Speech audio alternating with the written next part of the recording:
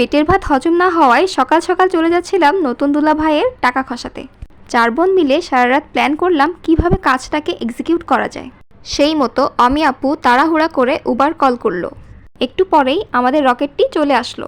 তাই লোভে পড়ে ওদেরকে রেখেই 2 বোন মিলে পা দুলাতে দুলাতে রওনা দিলাম দুলাভাইকে নিয়ে।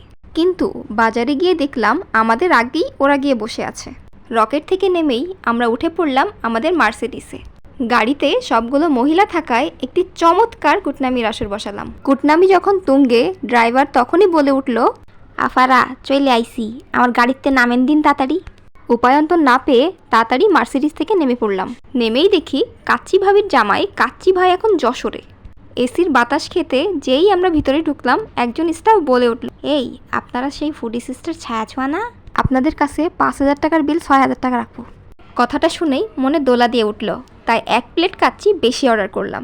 বোরহানির বোতলের সাইজ নিয়ে সমালোচনা করতে করতেই দেখলাম ওয়েটার কাচ্চি নিয়ে হাজির। 2 দিন অনাহারে থাকার পর কাচ্চি পেয়ে গোগ্রাসে গিলতে শুরু করলাম। আর এদিকে মুখে একরাশ হাসি নিয়ে আমাদের দুলাভাই দুঃখ ভোলার চেষ্টা করছিল। কুটো ভেঙে দুটো করতে না পারায় আমার ভাগের কাচ্চিটাও ছায়াকে বেড়ে দিতে বাধ্য করলাম। অতঃপর 1 প্লেট কাচ্চির 14 রকম ভিডিও নিলাম। 1 নলা কাচ্চি মুখে দিতেই মনে পড়ল চাইনিজ রেস্টুরেন্টে ডিসকাউন্ট ছিল। এইসব ভাবতে ভাবতে পাশে তাকাতেই দেখি সবার প্লেট প্রায় ফাঁকা। সবার মুখবাং দেখে যেই নিজের প্লেটে কনসেন্ট্রেট করলাম, দেখলাম এ কি, এরা তো মাংসের নামে অন্য কিছুই দিয়েছে। শালের এমন করুণ অবস্থা দেখে দুলাভাই তার নিজের ভাগেরটা আমাকে দিয়ে দিল।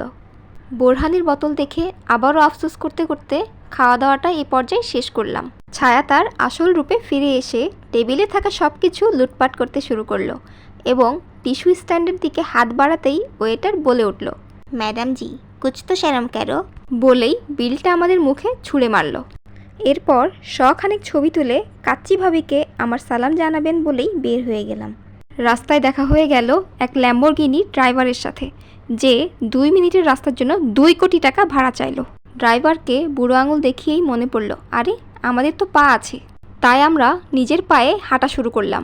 হাঁটতে হাঁটতে গরম লাগায় আবারও অ্যাপেক্সে ঢুকে গেলাম এবং ভান করলাম জুতো কেনার। এসির বাতাস কম থাকায় নতুন কালেকশন নেই বলে কেটে পড়লাম। বেতে ঢুকেও সেম কাজ করে ধরা খেয়ে 1 জোড়া জুতো কিনতে বাধ্য হলাম।